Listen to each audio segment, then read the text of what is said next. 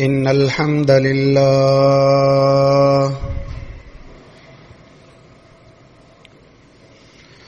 نحمده ونستعينه ونستغفره ونعوذ بالله من شرور أنفسنا ومن سيئات أعمالنا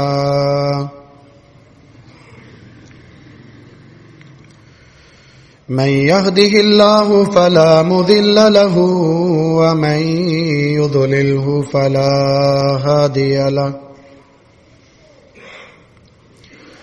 وأشهد أن لا إله إلا الله وحده لا شريك له وأشهد أن محمدا عبده ورسوله أما بعد فإن خير الحديث كتاب الله وخير الهدي هدي محمد صلى الله عليه وسلم وشر الأمور محدثاتها وكل محدثة بدعة وكل بدعة ضلالة وكل ضلالة في النار اللهم صل على محمد وعلى آل محمد كما صليت على إبراهيم وعلى آل إبراهيم إنك حميد مجيد اللهم بارك على محمد وعلى آل محمد كما باركت على إبراهيم وعلى آل إبراهيم إنك حميد مجيد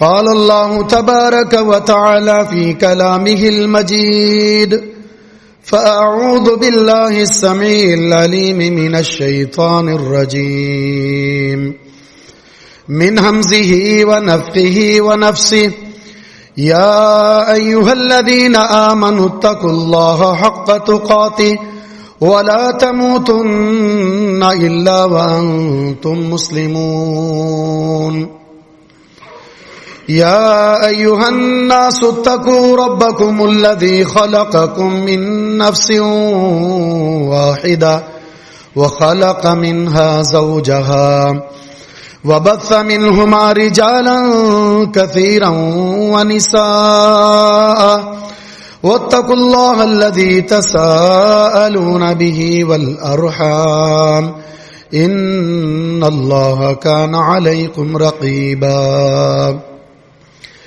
يا أيها الذين آمنوا اتقوا الله وقولوا قولا سديدا يصلح لكم أعمالكم ويغفر لكم ذنوبكم ومن يطع الله ورسوله فقد فاز فوزا عظيما رب اشرح لي صدري ويسر لي أمري واحلل عقدة من لساني يفقهوا قولي اللهم انفعنا بما علمتنا وعلمنا ما ينفعنا وزدنا علما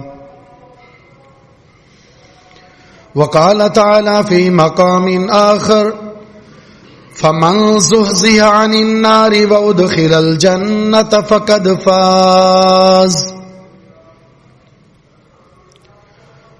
وقال تعالى في مقام آخر إن إلى ربك الرجعى وقال النبي صلى الله عليه وسلم أتاني جبريل عليه الصلاة والسلام فأوصاني فقال يا محمد عش ما شئت فإنك ميت وأحبب من شئت فإنك مفارق واعمل ما شئت فإنك مجزي به واعلم أن شرف المؤمن قيامه بالليل وعزه استغناؤه عن الناس.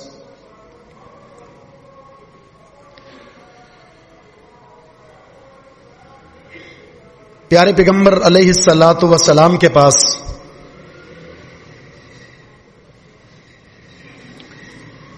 بلکہ ہر نبی کے پاس اللہ رب العزت کے پیغام کو لانے والے سید الملائکہ جبریل علیہ الصلاۃ والسلام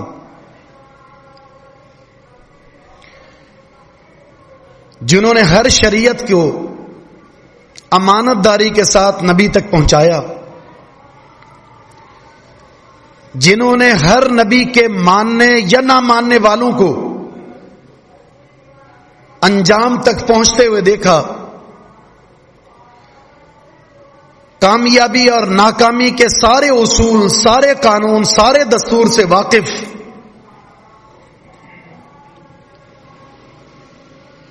آخری نبی محمد الرسول اللہ صلی اللہ علیہ وسلم کو کامیابی اور ناکامی کا خلاصہ، فارمولہ، اصول، قانون 5 جملوں میں سمجھا گیا۔ 5 باتیں ایسی ہیں، 5 چیزیں ایسی ہیں، اگر کسی انسان نے اسے اختیار کر لیا اس کی شقاوت سعادت سے بدل جائے گی، دنیا میں بھی سرخرو ہے اور آخرت میں بھی سرخرو ہے۔ یہ حدیث جو میں نے آپ کے سامنے بیان کی ہے، صحیح الجامع الصغیر کے اندر علامہ البانی اس حدیث کو ذکر کرتے ہیں صحیح سند کے ساتھ، اور مستدرک حاکم کے اندر بھی یہ حدیث امام حاکم نقل کرتے ہیں۔ بڑی ہی قیمتی نصیحتیں ہیں۔ جبریل علیہ الصلوۃ والسلام سے بڑھ کر کون کامیابی اور ناکامی کا قانون اور اصول جانتا ہوگا؟ جس نے ہر نبی کو اللہ کا پیغام پہنچایا اور اس نبی نے امت تک پہنچایا، وہ امت کے 2 حصے بنے، کامیاب لوگ اور ناکام لوگ، یہ سب کچھ دیکھ چکے ہیں۔ اور اللہ کے رسول صلی اللہ علیہ وسلم بیان کیا فرماتے ہیں؟ اتانی جبریل فاوصانی، جبریل علیہ الصلوۃ والسلام میرے پاس آئے اور مجھے وصیت کی 5 چیزوں کی۔ وصیت میں کیا ہوتا ہے؟ نصیحت ہوتی ہے، وصیت میں پیغام ہوتا ہے، وصیت میں حکم ہوتا ہے، وصیت میں آپ کی آرزو اور تمنا ہوتی ہے، اور وصیت کے اندر آپ سے ایک محبت ہوتی ہے۔ یہ وصیت ہے سعادت مندی کی۔ اور وہ 5 خوبصورت باتیں کون سی ہیں؟ ہر بات ایک شریعت کا ایک رہنما اصول ہے۔ فرمایا عش ما شئت فإنک میت، اے محمد صلی اللہ علیہ وسلم آپ جتنی بھی زندگی گزار لیں، جیسی بھی زندگی گزار لیں، جہاں بھی زندگی گزار لیں، جیسے کیسے بھی زندگی گزار لیں، بالآخر اس دنیا سے جانا ہے۔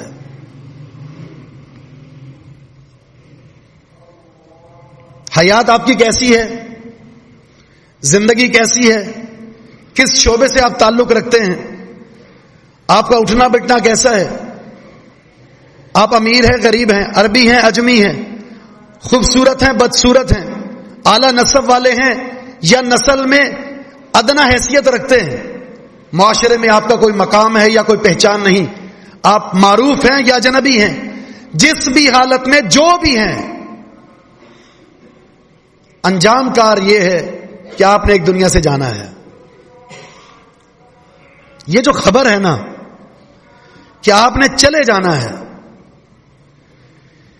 اس خبر کے اندر ایک گہرائی ہے، اور گہرائی یہ ہے کہ انسان کی 2 حیثیتیں ہیں، ایک ہے عدم ذکر اور دوسرا ہے بعد ذکر۔ هل اتى على الانسان حين من الدهر لم يكن شيئا مذكورا، ایک وقت وہ بھی انسان پر آیا جب وہ قابل ذکر چیز ہی نہ تھا، میری اور آپ کی کوئی پہچان نہیں تھی، میرے اور آپ کے کوئی تذکرے نہیں تھے، میرے اور آپ کے اس دنیا میں آنے کے بارے میں کوئی نہیں جانتا تھا۔ عدم ذکر سے اللہ نے قابل ذکر بنا دیا۔ ہمیں ایک پہچان دی ہے. میں عبداللہ، عبد الرحمان، اسماعیل اور فلاں فلاں ناموں سے معروف اور مشہور ہوں. مجھے فلاں فلاں شعبے سے جانا جاتا ہے. یہ قابل ذکر کس نے بنایا ہے؟ اللہ رب العزت نے. جس سے اس نے پیدا کر دیا ہے نا، اس کے بعد اب اس کے لیے فنا نہیں ہے، اب اس کے لیے خاتمہ نہیں ہے، انتقال ہے. اس دنیا سے برزخ میں منتقل ہوگا اور برزخ کے بعد عالم محشر میں آئے گا. پھر جنت اور جہنم آخری منزل ہوگی. جو پیدا ہو چکا اب وہ ختم نہیں ہوگا، اس نے اپنی دائمی منزل تک پہنچنا ہے. میری اور آپ کی بقا اس دنیا میں نہیں ہے. نہ مجھے پتا ہے نہ آپ کو پتا ہے میری آخری گھڑی کون سی ہے، میں نے جانا کہاں ہے. محشر میں انجام کو سن کر جنت میں یا جہنم میں. جنت اور جہنم کی جو زندگی ہے وہ دائمی ہے، جس کے لیے کوئی زوال نہیں، اس کے لیے کوئی فنا نہیں ہے، جس کے لیے کوئی فنا نہیں ہے. اس منزل تک پہنچنے کے لیے، اپنی اس منزل کے انتخاب کے لیے اس دنیا میں ہمیں زندگی دی گئی ہے.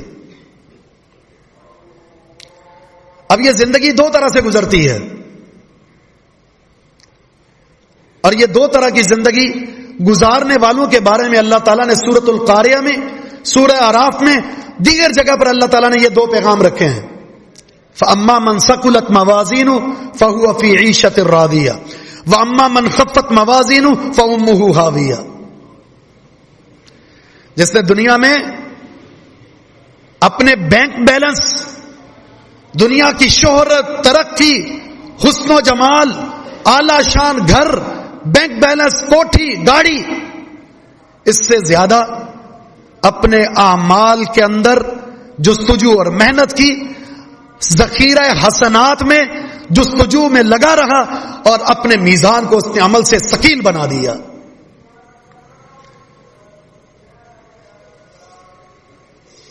اس کے اعمال وزنی بن گئے.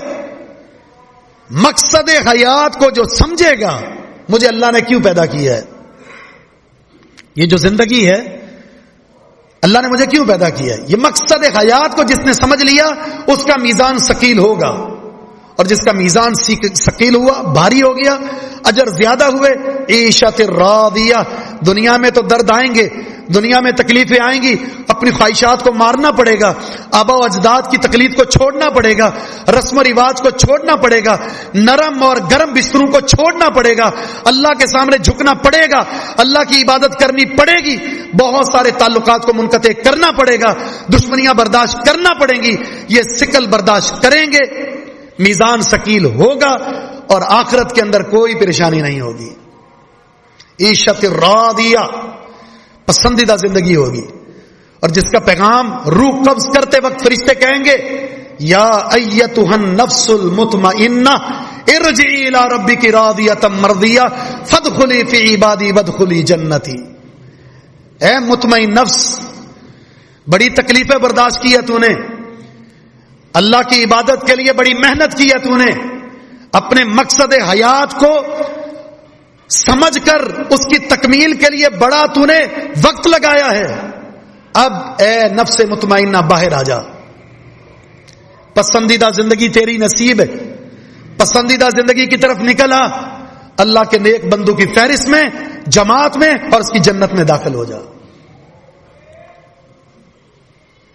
دوسرے وہ لوگ ہیں وَأَمَّا مَنْ خَفَّتْ مَوَازِينُهُ، جس کا میزان ہلکا پڑ گیا، مقصد حیات کو نہیں سمجھا، اپنے دنیا میں آنے کا مقصد نہیں سمجھا، زندگی گزاری جیسے جی میں آیا، جیسے خواہش میں آیا، اپنے خواہشات کو اپنا معبود بنا لیا اور اس کے مطابق زندگی گزارتے رہے. نتیجہ کیا ہوگا؟ دنیا میں مال و دولت تو بہت ہو سکتا ہے، نوکریاں بھی بہت ہو سکتی ہیں، آپ کی ایک شہرت ہوگی، آپ کا ایک مقام ہوگا، دنیا میں آپ کو کوئی غم نہیں ہوگا، کوئی تکلیف نہیں ہوگی، آپ نے بہت کچھ کما لیا ہے، بڑی اچھی گاڑی ہے، اچھی نوکری ہے، اچھا لباس ہے، اچھا گھر ہے، کیونکہ آپ نے دنیا میں دنیا ہی کے حصول کے لیے محنت کی تھی. لیکن اب بینک بیلنس تو بہت ہے، لیکن جو آپ کے پاس ہونا چاہیے وہ آپ کے پاس نہیں، آپ کا میزان ہلکا پڑ گیا تو دردناک ٹھکانے کے اندر آپ کو پہنچا دیا جائے گا، جس کا پیغام موت کے وقت روح نکالتے وقت فرشتے کہیں گے اخرجی ایتھا النفس الخبیثہ، اے خبیث نفس باہر نکلا، اللہ کے غضب کی طرف، اس کی آگ کی طرف، اس کے انتقام کی طرف اور اس کی جہنم کی طرف نکلا باہر۔ یہ دو نفس ہوتے ہیں، نفس مطمئنہ یا نفس خبیثہ۔ یہ دنیا کی زندگی پر انحصار ہے اور اس کے لیے مقصود زندگی کا اس کو جاننا ضروری ہے۔ حقیقت یہ ہے ہم میں سے اکثریت مقصد حیات سے غافل ہیں۔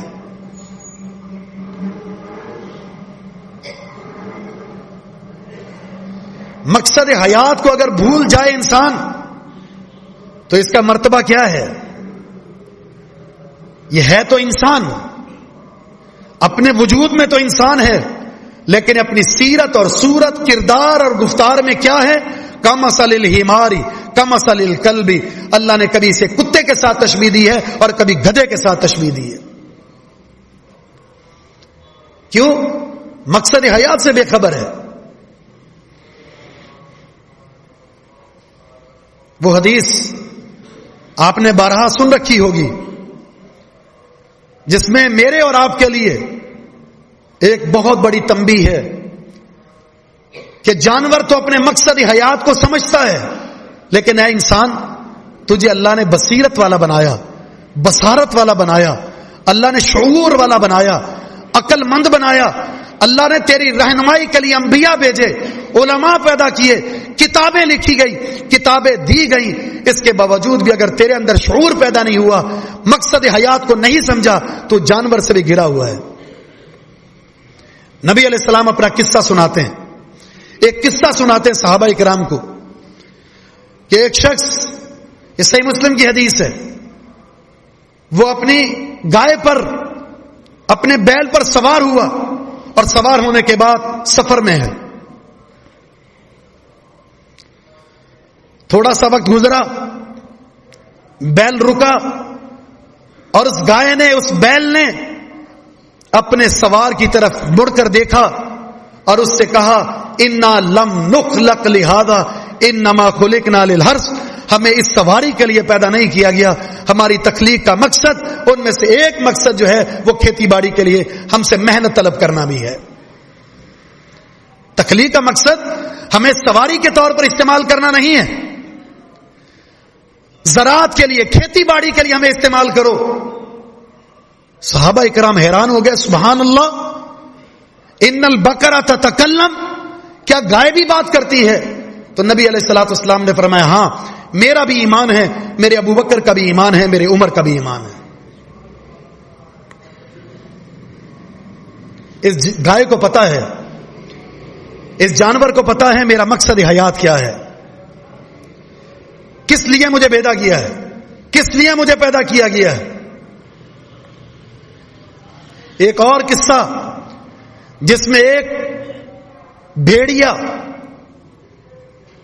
ریوڑ سے ایک بکری کو اٹھا کر بھاگا اور اس کو چرانے والا چرواہا بھاگتا ہے اور اس بھیڑیے سے اپنی بکری کو چھڑا لیتا ہے، اور بھیڑیا ایک طرف جا کر بیٹھ کر اسے کہتا ہے کہ تو نے آج مجھ سے یہ چھڑا لی، یہ بکری مجھ سے چھین لی، میرا رزق مجھ سے چھین لیا، اس وقت کیا ہوگا جب ان بکریوں کو چرانے والے، ان کی دیکھ بھال کرنے والے اور ان کے ریوڑ کے اندر ہم سب شامل ہوں گے۔ اس نے کہا کہ عجیب بات ہے، بھیڑیا بات کر رہا ہے۔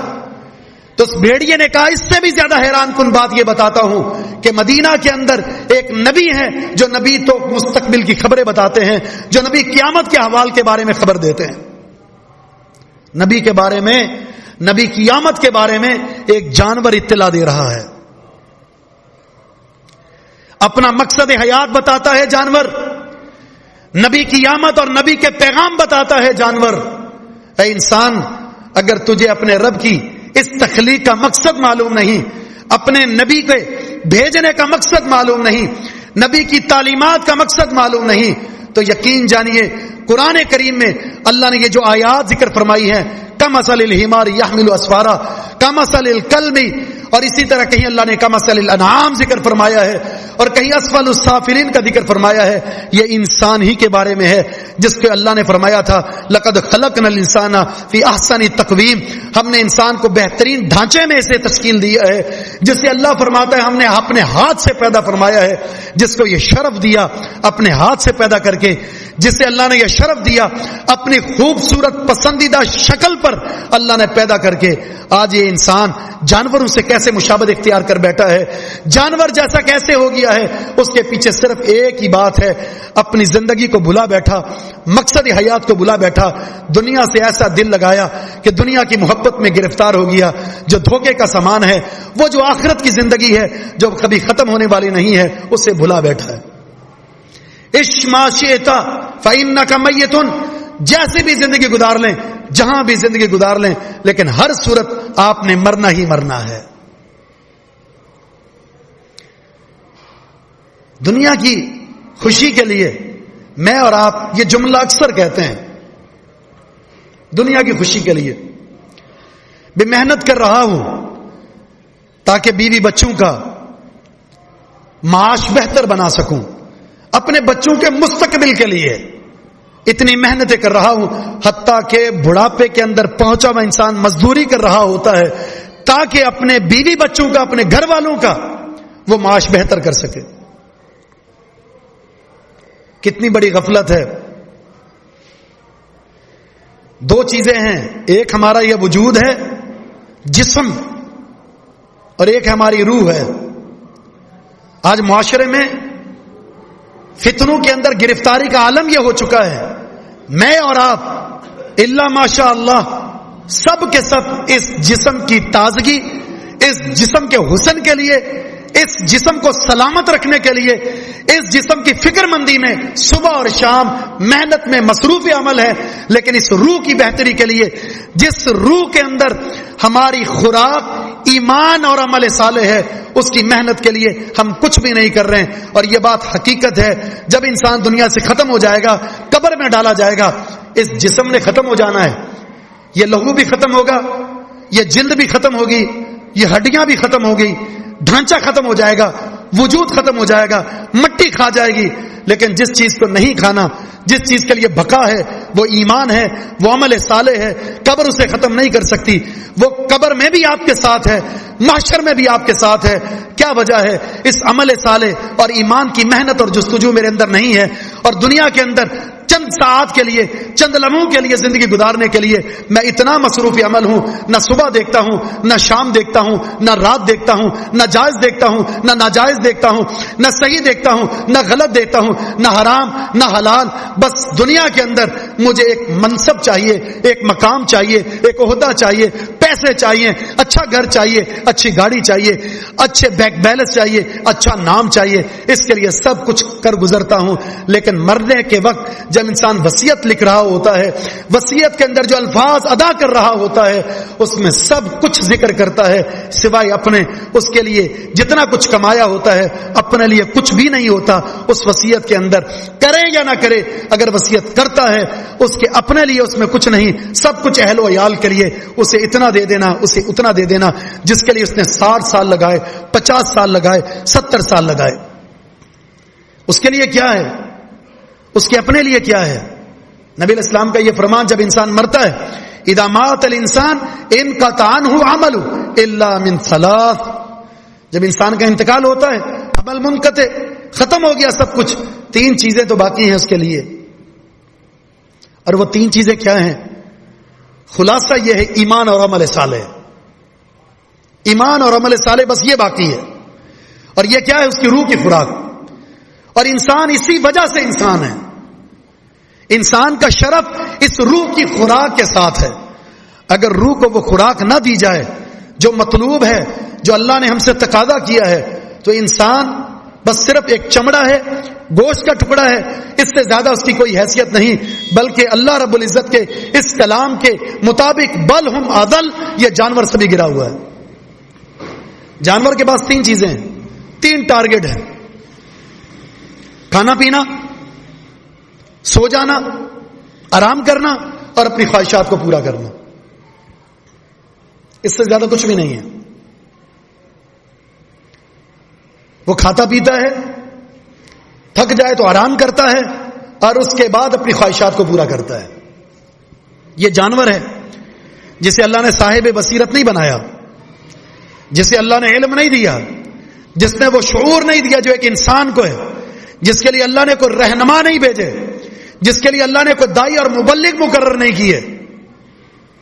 اور اگر انسان جس کو اللہ نے اشرف بنایا، احسن بنایا، پسندیدہ صورت پر پیدا فرمایا، اپنے ہاتھ سے پیدا فرمایا، اس کے ڈھانچے کو اپنے ہاتھ سے تشکیل دیا، جس کے لیے رہنما بھیجے، جسے ناطق بنایا، جس کو شعور دیا، بصیرت، بصارت، عقل، سب کچھ دی، اور وہ بھی اگر دنیا کے اندر صرف یہ 3 کام کرے، صرف کھانا پینا، تھک جائے تو سونا اور اپنی خواہشات میں جو کچھ آ رہا ہے اسے پورا کرتے رہنا، تو یہ انسان اور جانور دونوں برابر ہیں؟ نہیں. لہم قلوب ولہم اعین، ان کے تو دل موجود ہیں، ان کی تو آنکھیں موجود ہیں، ان کے تو کان موجود ہیں، ان کے تو رہنما موجود ہیں، اور جب یہ اس ضابطے سے ہٹیں گے بل ہم اضل، تو یہ جانوروں سے بھی گمراہ ہیں، جانوروں سے بھی بدتر. ہمارے معاشرے میں اکثر زندگی گزارنے والے یہی لوگ ہیں.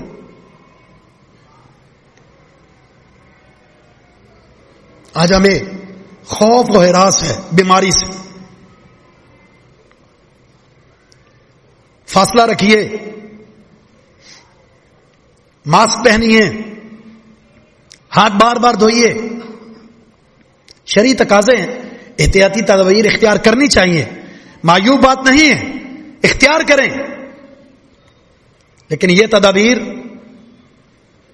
وہ جو زہر زبان سے نکلتا ہے، وہ جو غیبت، وہ جو چغل خوری، وہ جو گالی، وہ جو بے توقیری، وہ جو ہاتھ سے کسی پر ظلم کیا جاتا ہے، وہ جو کسی کے مال پر قبضہ کیا جاتا ہے، وہ خیانت، وہ دھوکہ، وہ فراڈ، وہ غلط کاریاں، وہ گناہ کاریاں، کیا اس میں احتیاطی تدابیر اختیار نہیں کرنی چاہیے؟ ماسک لگا کر احتیاطی تدابیر اختیار کر لیں، لیکن موت سے نہیں بچ سکتے. موت نے آنا ہی آنا ہے. اس بیماری میں نہ صحیح تو کسی اور وجہ سے مرنا تو ہے. انکا میت، اس سے تو بچاؤ نہیں ہے. لیکن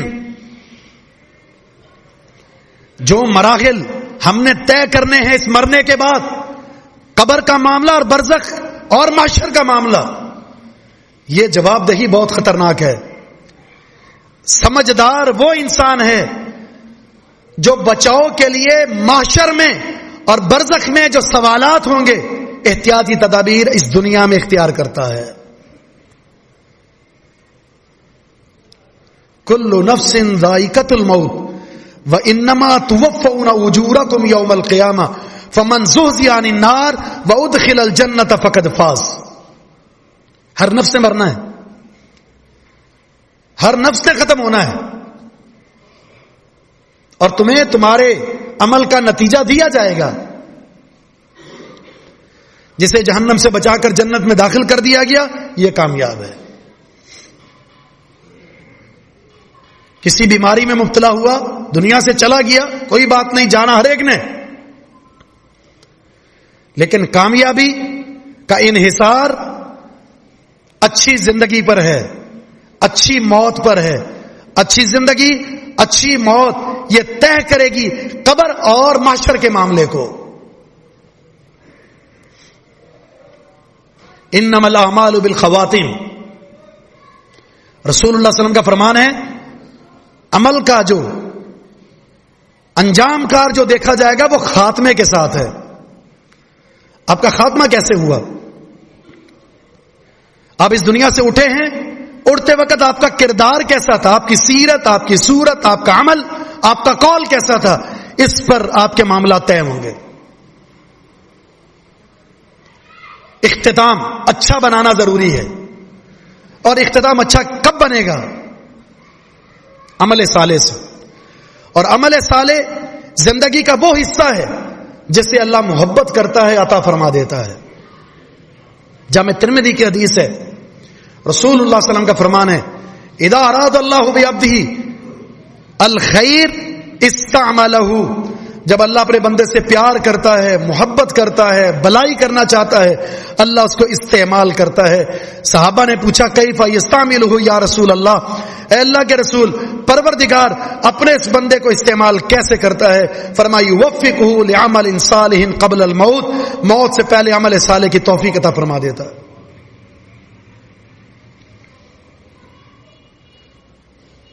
ربی اوزعنی ان اشکر نعمتک التی انعمت علی وان اعمل صالحا فیما ترضی.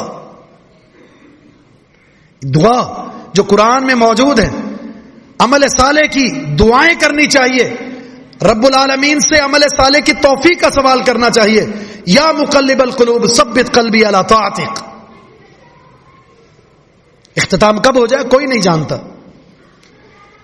لوگ بری مجلس میں بیٹھے مر جاتے ہیں، شراب پیتا ہوا مر گیا، بدکاری کرتے ہوئے مر گیا، چوری کرتے ہوئے مر گیا، ناجائز امور کو سر انجام دیتے ہوئے مر گیا. اس سے بڑھ کر کوئی بری موت ہو سکتی ہے؟ اچھی موت کیا ہے؟ نبی علیہ الصلوۃ والسلام کو ایک حاجی کے بارے میں اطلاع دی گئی جو دوران حج اپنی سواری سے گرا اور فوت ہو گیا.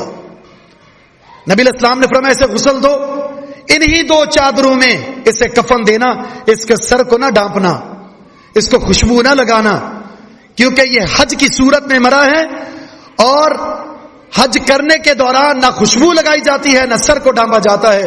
جب کل قیامت کے دن اسے قبر سے اٹھایا جائے گا تو یہ قبر سے اٹھے گا لبیک اللہم لبیک صدا بلند کرتے ہوئے، اے اللہ میں حاضر ہوں، صدائیں بلند کرتے ہوئے، تلبیہ پڑھتے ہوئے قبر سے اٹھے گا.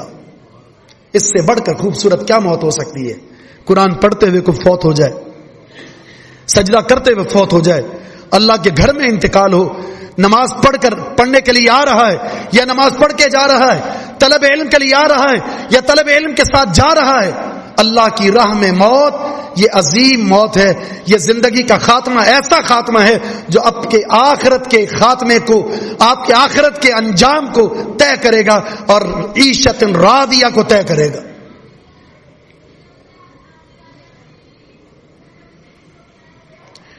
اشما شئت فإنک میت.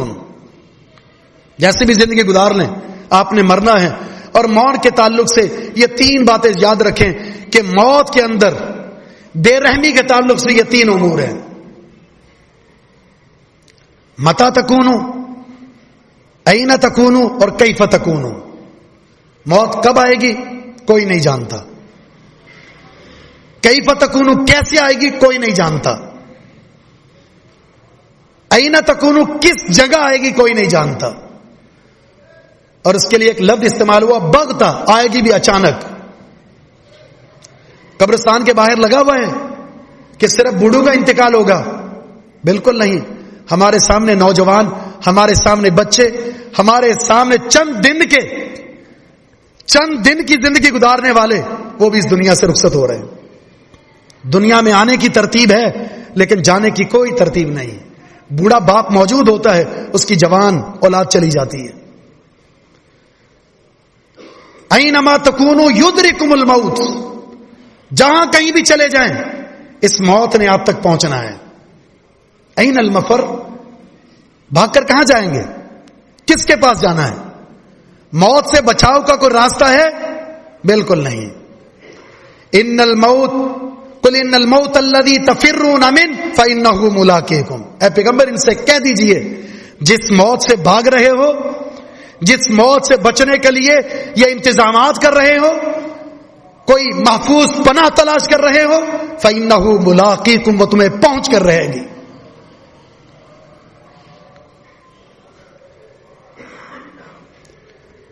جب مفر نہیں ہے، آنی ہی آنی ہے، تو اسے یاد رکھنا ضروری ہے.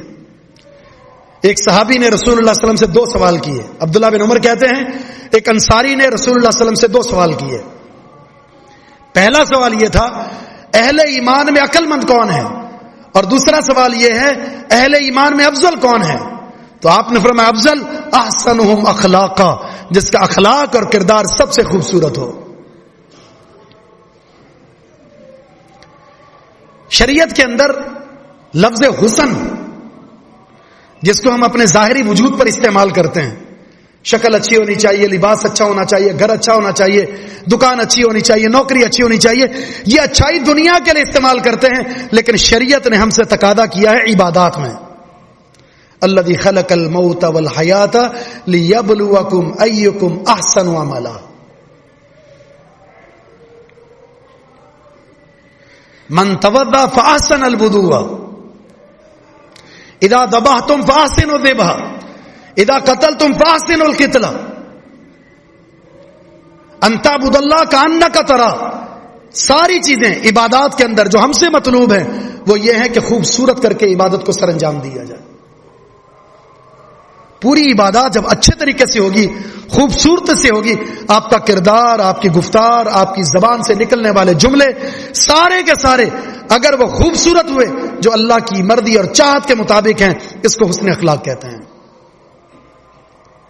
میٹھی زبان سے بات کر لی آپ نے اور اسی کو ہم اخلاق سمجھ بیٹھے ہیں؟ بالکل نہیں۔ ام المومنین عائشہ صدیقہ رضی اللہ تعالی عنہا سے سوال ہوا تھا نبی علیہ السلام کے اخلاق کے بارے میں بتائیے، تو فرمایا کیا قرآن نہیں پڑھا؟ کان خلقہ القرآن، محمد الرسول اللہ صلی اللہ علیہ وسلم کا اخلاق دیکھنا چاہتے ہو تو پورا قرآن آپ کا اخلاق ہے۔ قرآن کی عملی تصویر بن جائے یہ اخلاق ہے، اسی کو حسن خلق کہتے ہیں۔ زبان میٹھی ہے، آپ کے پاس توحید نہیں ہے، زبان میٹھی ہے، نماز نہیں پڑھتے آپ، زبان میٹھی ہے، رزق حلال نہیں ہے، زبان میٹھی ہے، حقوق ادا نہیں کرتے، حسن اخلاق نہیں ہے، یہ زبان کی شیرینی ہے۔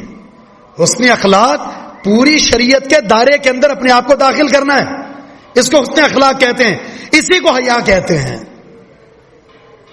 حیا اور اخلاق ایک چیز ہے۔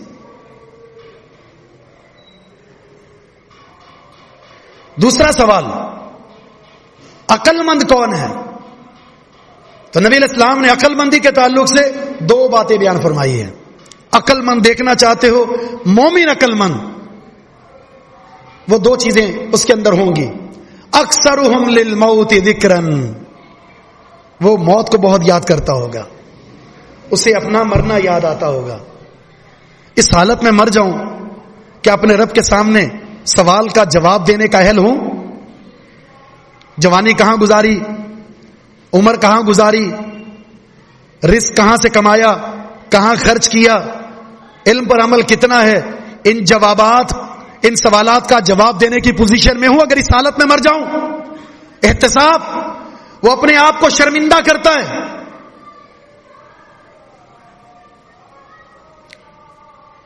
مجھ سے ایک شخص نے سوال کیا روتے ہوئے، اس دل کے اندر اپنے رب کی محبت پیدا کرنا چاہتا ہوں، ہو نہیں رہی، شرمندہ ہوں میں کہ نماز نہیں پڑھ پاتا، قرآن کی صحیح معنوں میں تلاوت نہیں کر سکتا، میں کیا کروں؟ موت کو یاد کریں زیادہ سے زیادہ۔ دوسرا فرمایا وَأَحْسَنُهُمْ لِمَا بَعْدَهُ اسْتِعْدَادًا، زندگی کے بعد کے مراحل، قبر اور محشر کے معاملات کے تعلق سے جس کی تیاری سب سے بہترین ہے، اولئک الاقیاس، یہی لوگ عقل مند ہیں۔ یہ کوئی خفیہ چیز نہیں ہے۔ قرآن پڑھتے ہوئے نظر آنے والے لوگ، نماز کے اندر اپنی حاضری لگانے والے لوگ، 5 وقتہ با جماعت نماز پڑھنے والے، رزق حرام سے دور رہنے والے، جہاں شک آ جائے اس کو ترک کر دینے والے، حقوق العباد ادا کرنے والے، روزوں کا اہتمام، زکوٰۃ، صدقات، ان عبادات کے حاملین، یہ وہ لوگ ہیں جو موت کی تیاری کر رہے ہیں، موت کے بعد قبر اور محشر میں ان سوالات کی تیاری کر رہے ہیں، من ربک، من نبیک، ما دینک، یہ چیزیں ہیں جو نظر آتی ہیں، جو مسجد میں نہیں آتا، جو کاروبار کی چمک اور دمک میں مصروف عمل ہے، اور جو خالق نے وقت پیدا کر کے اسے وقت دیا ہے، خالق نے وقت کو پیدا کیا اور اسے وقت دیا ہے، اور اس کے پاس اس خالق کے لیے وقت نہیں ہے، اس انسان کا خاتمہ شقاوت کے ساتھ ہوگا، بدبختی کے ساتھ ہوگا، حسن خاتمہ حاصل نہیں ہو سکتا۔ یہ بے وقوف لوگ ہیں جنہیں مرنا ختم، جنہیں مرنا اس کے وجود میں شامل ہی نہیں، وہ موت کو یاد ہی نہیں رکھتا۔ عبداللہ بن مسعود فرماتے ہیں رسول اللہ صلی اللہ علیہ وسلم نے ایک دائرہ کھینچا، مربع چکور، آپ نے ایک لائن، اس چکور دائرے کے اندر آپ نے ایک لائن کھینچی، جو لائن اس دائرے کے باہر جا رہی تھی، لمبی لائن، اور پھر اس کے بیچ میں جو سینٹر میں لائن ہے اس کے دائیں طرف اور بائیں طرف کچھ لائنیں کھینچی۔ آپ نے فرمایا یہ جو سینٹر والی بڑی لکیر ہے یہ انسان ہے، دائیں بائیں چھوٹی چھوٹی جو لکیریں ہیں یہ اس کی زندگی میں آنے والی آزمائشیں ہیں، کبھی تکلیف، کبھی خوشی، کبھی درد، کبھی بیماری، کبھی کسی کی وفات، کبھی رزق میں کمی، مختلف بیماریاں جو اسے لاحق ہوتی ہیں۔ یہ غم اور پریشانیوں کا جال ہے جو انسان کو گھیرے ہوئے ہے، اور یہ جو لکیر باہر جا رہی ہے یہ اس کی امیدیں ہیں، میں نے ڈاکٹر بننا ہے، میں نے پائلٹ بننا ہے، میں نے وزیر اعظم بننا ہے، میری 2 فیکٹریاں ہونی چاہیے، میری 4 فیکٹریاں ہونی چاہیے، میں نے یہ کرنا اور میں نے وہ کرنا، یہ اس کی آرزوؤں کی فہرست ہے۔ اور فرمایا یہ چاروں طرف سے گھیرے ہوئی جو لکیر ہے یہ موت ہے، انسان موت کے اندر ہے، موت نے چاروں طرف سے گھیرا ہوا ہے، اور اس کی آرزویں اس موت والی لکیر سے باہر جا رہی ہیں۔ یہ آرزویں 2 طرح کی ہوتی ہیں، ایک دنیا کی حد تک اور ایک آخرت کے تعلق سے۔ اگر آپ کی آرزویں آخرت کے تعلق سے ہیں، میں نے عالم بننا ہے، میں نے حافظ بننا، میں نے قاری بننا، میں نے اپنے بچوں کو نیک اور صالح بنانا ہے، میں نے یہ کرنا دین کے لیے، میں نے دین کے لیے یہ کرنا ہے، اگر آپ مر گئے اور وہ نہ کر سکے، آپ کی یہ حسن نیت پر بھی آپ کو اجر ملے گا۔ دنیا کی حد تک ہے تو نبی علیہ الصلوۃ والسلام نے اپنی 2 حدیثوں میں ہمیں یہ بھی آگاہ کر دیا ایسے لوگ کون ہیں۔ فرمایا لا یزال قلب الکبیر شابا فتنتین، 2 چیزیں ایسی ہیں بوڑھے آدمی کا دل بھی ان 2 چیزوں کے بارے میں جوان رہتا ہے، بوڑھا ہو چکا ہے، بال سفید آ چکے، جسم میں کپ کپی طاری ہو چکی، اٹھنا بیٹھنا چلنا مشکل اور محال ہو چکا، لیکن 2 چیزیں جوان ہیں۔ کون سی؟ حب المال وطول العمل، مال سے محبت اور لمبی لمبی آرزویں۔ ابھی بھی وہ مرنا نہیں چاہتا، ابھی بھی اسے مرنے کے حوالے سے کوئی سوچ پیدا نہیں ہوئی، اگر ہوتی تو پھر اب دنیا میں بہت جی لیا، اب آخرت کے لیے مصروف ہو جاتا۔ اس کے چہرے سے، اس کے لباس سے، اس کی گفتار سے، اس کے عمل سے صرف اور صرف اللہ کی بندگی، اس کے علاوہ کچھ بھی نہ ہوتا۔ دنیا کی محبت، مال کی محبت اور لمبی آرزویں، فرمایا یہ ختم نہیں ہوتی۔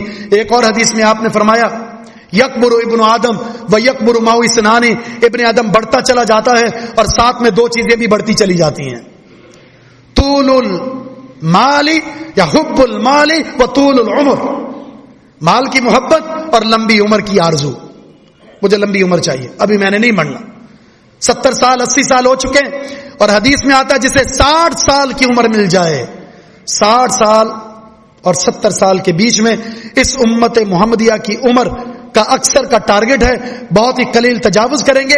60 سال کی عمر کے بعد اب کوئی عذر اللہ کے یہاں قابل قبول نہیں ہے، اتنی لمبی عمر، اب کوئی عذر قبول نہیں ہوگا، اب صرف اللہ کی بندگی۔ وگرنہ یہ حدیث جس میں 4 قسم کے عذاب ہیں، نہ اللہ دیکھے گا، نہ کلام کرے گا، نہ گناہوں سے پاک کرے گا، دردناک عذاب ہے 3 لوگوں کو۔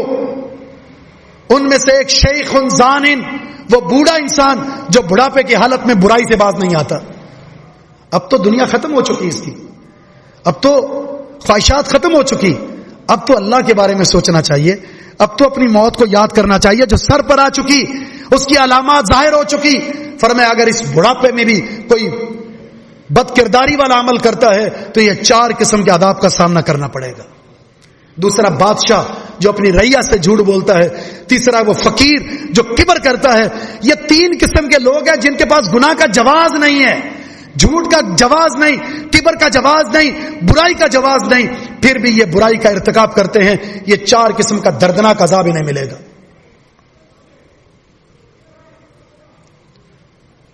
تو انسان جیسے ہی عمر بڑھتی ہے، اب اس سے خوشیاں نہیں منانی کہ میں 14 سال 20 سال 30 سال 40 سال 50 سال کا بھی کیک کاٹ رہا ہوتا ہے. احمق انسان ہے یہ جو اپنی زندگی کے اختتام کی طرف بڑھ رہا ہے اور خوشی منا رہا ہے کہ میں جوان ہوتا جا رہا ہوں, بڑھتا چلا جا رہا ہوں. اس کی منزل قبر کی طرف قریب ہوتی چلی جا رہی ہے. علی رضی اللہ تعالیٰ عنہ کا خوبصورت یہ قول ہے, فرمایا کرتے تھے الدنیا مدبرہ والآخرہ مقبلہ, دنیا جا رہی ہے اور آخرت دھیمے دھیمے آ رہی ہے. وَلِكُلِّ وَاحِدٍ مِّنْهُمَا بُنُونَ, ان دونوں کے چاہنے والے موجود ہیں. کوئی دنیا سے محبت کرتے ہیں, کوئی آخرت سے محبت کرتے ہیں.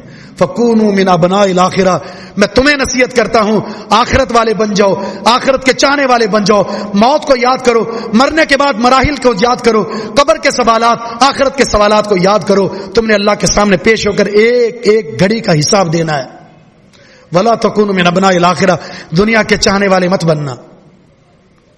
اليوم عمل, آج عمل کا دن ہے, عمل کر لو, آج عمل کر لو. وغدن حساب ولا عمل, اور کل حساب و کتاب ہوگا, وہاں عمل کی کوئی گنجائش نہیں ہوگی. قرآن کریم میں اللہ نے یہ ذکر کر دیا وَلَوْ تَرَىٰ إِذِ الْمُجْرِمُونَ نَاكِسُو رُءُوسِهِمْ عِندَ رَبِّهِمْ رَبَّنَا أَبْصَرْنَا وَسَمِعْنَا فَارْجِعْنَا نَعْمَلْ صَالِحًا إِنَّا مُوقِنُونَ. جب مجرمین اپنے رب کے سامنے اپنے سروں کو جھکائے کھڑے ہوں گے, مجرمین اپنے رب کے سامنے اپنے سروں کو جھکائے کھڑے ہوں گے اور کہیں گے ربنا ابصرنا وسمعنا, اے پروردگار آنکھیں کھل گئی, سن لیا اپنے آنکھوں سے, سب کچھ دیکھ لیا, اب واپس بھیج دے.